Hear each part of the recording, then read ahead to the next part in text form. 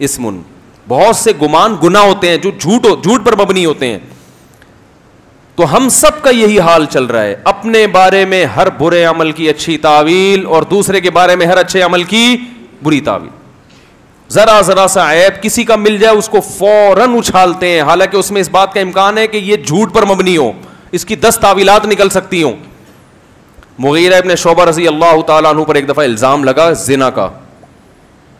حضرت عمر جانتے تھے کہ یہ زانی نہیں ہو سکتے, تو بدری صحابی ہر جنگ میں, تفتیش کی پتہ چلا انہوں نے چھپ کے نکاح کیا ہوا ہے. صحیح ہے, کیا کیا ہوا ہے؟ چھپ کے نکاح. دیکھو صحابہ کتنے جاندار تھے, پھر بھی بیوی سے کیا کر رہے ہیں کہ بیوی کو پتہ چل گیا تو کیا کرے گی, مارے گی پکڑ کے, دبی تو کر رہے ہیں نا.